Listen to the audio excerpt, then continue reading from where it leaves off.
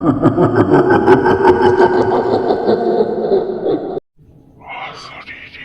ছায়ার কথা এখানে গল্প নয়, সত্যি ঘটনা শোনানো হয়। সবাইকে স্বাগত জানাচ্ছি অশরীরী ছায়ার কথার তৃতীয় এপিসোডে। আশা করি সবাই ভালো আছেন। কে কোথা থেকে শুনছেন, কাদের সাথে শুনছেন, অবশ্যই কমেন্ট করে জানাবেন। আজকের এপিসোড হবে একটু অন্যরকম ও ভয়ঙ্কর। আপনাদের মধ্যে যদি কেউ ঘটনা পাঠাতে চান, তাহলে ডেসক্রিপশন বক্সে থাকা কন্ট্যাক্ট নাম্বারে আমাদের ঘটনা পাঠাতে পারেন। আমরা সেই ঘটনা সবার সামনে তুলে ধরব।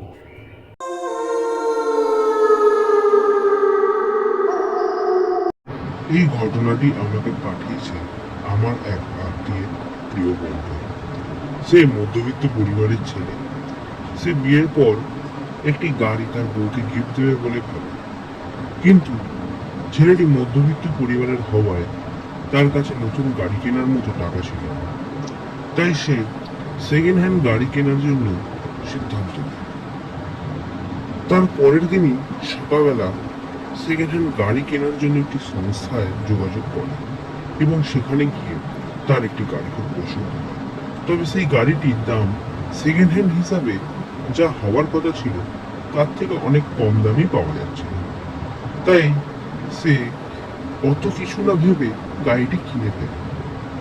পরের দিন গাড়ি ডেলিভারি হয় এবং সে তার বউকে গাড়ির চাবি দিয়ে তাকে গিফট করে দেয়। তারপর তারা সেদিন গাড়ি কেনার খুশিতে তাদের বন্ধুদের ডেকে একটা ছোটখাটো পার্টি করে এবং সেলিব্রেট করে। এতদিন পর্যন্ত সবকিছুই ঠিক ছিল তাদের জীবনে। এরপর থেকে শুরু হয় আসল ঘটনা। পরের দিন তারা সেই গাড়িটি নিয়ে পুজো দিতে যায়। পুজো দিতে যাওয়ার পথে তাদের সাথে একটি ঘটনা ঘটে। মাঝ রাস্তায় তাদের চলন্ত গাড়ির সামনে হঠাৎ করে একটি কাক এসে পড়ে এবং গাড়ির সাথে কাকের ধাক্কায় কাকটি মরে যায়। এরপর তারা তখনই গাড়িটি ওয়াশ করাতে নিয়ে যায় এবং ওয়াশ করে মন্দিরে যেতে যেতে এত দেরি হয়ে যায় যে মন্দির বন্ধ হয়ে যায়। তাই তারা পুজো না দিয়েই বাড়ি চলে আসে। পরদিন সকালে তারা নিজেরাই গাড়িটি একটা পুজো করে দেয় এবং গাড়িটি ব্যবহার করতে শুরু করে। প্রথম কিছুদিন তাদের কিছু মনে না হলেও এরপর তারা গাড়িটি নিয়ে ঘুরতে যাওয়ার সিদ্ধান্ত নেয়। তারা স্বামী স্ত্রী ওই গাড়ি নিয়ে দীঘা যাওয়ার প্ল্যান করে এবং সেদিনই রাতে তারা রওনা দেয়, যাতে তারা পরদিন ভোরবেলায় দীঘা পৌঁছে যায়। সেদিন রাতে তারা গাড়ি নিয়ে রওনা দেওয়ার পর কিছুটা রাস্তা যাওয়ার পরেই তার গাড়ি দিয়ে আঁশটি একটা গন্ধ ছাড়তে থাকে। তারা বুঝতে পারে না সেটা কিসের গন্ধ। আরো কিছুটা যাওয়ার পর তারা একটা জায়গায় গাড়ি থামায় এবং ছেলেটি তার বউকে গাড়িতে বসতে বলে একটু টয়লেটে যায়। এই সময় তার বউ লুকিং গ্লাস দিয়ে দেখে যে তার পিছন সিটে কে যেন বসে আছে এবং সে যখন পিছন সিটে গিয়ে তাকায় দেখে কেউই নেই। মেয়েটি দেখে ভয় পেয়ে যায় এবং বাইরে গিয়ে দাঁড়িয়ে থাকে। তার বর আসার পর গাড়িতে বসে বরকে সবটা বলে, কিন্তু সেই ছেলেটি ঠাট্টার ছলে তাকে ব্যঙ্গ করে, ভাবে তার বউ তাকে ভয় দেখানোর চেষ্টা করছে। তবে বউ যে আসলেই ভয় পেয়েছে সে তা বুঝতে পারে। তারা আবার রওনা দেয় এবং সকালে তারা দীঘা পৌঁছেছে। তারা দীঘা ঘুরে ফিরে চলে আসে, কিন্তু তার মনে সেই ঘটনাটি থেকে যায়। তার বর যখন তার বন্ধুদের এই ঘটনাটি বলে, তার বন্ধুরা হাসাহাসি করে এবং বলে, কোথায় ভূত, আমরাও দেখবো, কাল রাতে আমরা আসছি, সবাই মিলে দেখবো কোথায় ভূত আছে। এই বলে তারা তার পরদিন সেখানে চলে আসে আর গাড়ি নিয়ে বন্ধুদের সাথে ছেলেটি বেরিয়ে পড়ে। সারা রাত্রি ঘুরে সকালে বাড়ি ফিরবে এরা তা প্ল্যান করে, কিন্তু তাদের এই রাত্রে দ্বিতীয়বার গাড়ি নিয়ে বেরোনোটা সুখের হয় না। তারা গাড়ি নিয়ে বেরিয়ে পড়ে। কিছুটা রাস্তা যাওয়ার পর তারা একটা ধাবা দেখতে পায়। সেখানে দাঁড়িয়ে দুই বন্ধু মিলে খাবার আনতে যায়। বাকি 3 বন্ধু গাড়িতেই থাকে। এমন সময় হঠাৎ করে ফ্রন্ট সিটে বসে থাকা ছেলেটি দেখতে পায় ড্রাইভার সিটে একটা অবয়ব বসে আছে। পরক্ষণে সেই ছেলেটি দেখে সেখানে কেউ নেই। ছেলেটি ভয় এবং আতঙ্কে ঘেমে চান হয়ে যায়। এই দেখে পিছনের 2 ছেলে বলে, কি হয়েছে রে তোর?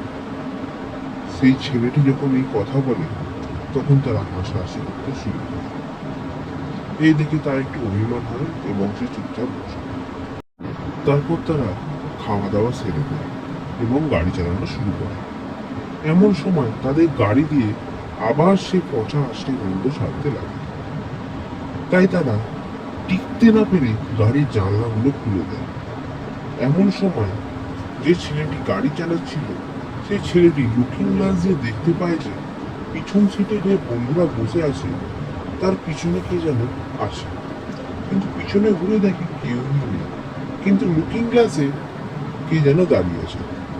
পিছনে দেখা যাচ্ছে এবং ভয়ে ছেলেটি সামনের দিকে তাকিয়ে তাড়াতাড়ি গাড়ি চালাতে শুরু করে বাড়ি পৌঁছানোর জন্য।